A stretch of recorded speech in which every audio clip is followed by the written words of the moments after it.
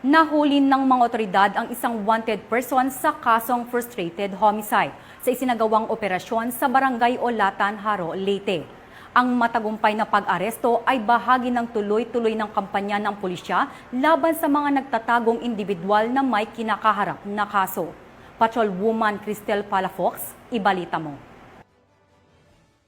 Ng mga otoridad ang isang lalaking wanted person na may kasong frustrated homicide sa Barangay Ulutan, Jaro, Leyte. Bandang alas 5:20 ng hapon nang maresto ang akusado ng mga tauhan ng Jaro Municipal Police Station kasama ang 2nd Leyte Provincial Mobile Force Company sa bisa ng warrant of arrest para sa kasong frustrated homicide na may nirekomendang piyansa na 72,000 piso para sa pansamantalang kalayaan. Dinala ang akusado sa Jaro MPS para sa kaukulang dokumentasyon at tamang disposisyon. Ang matagumpay na pagkakaresto sa akusado ay patunay lamang na epektibo ang pagpapatupad ng pambansang pulisya sa kanilang sinumpaang tungkulin na maghatid ng serbisyo publiko para sa mas payapa, ligtas at maunlad na bagong Pilipinas.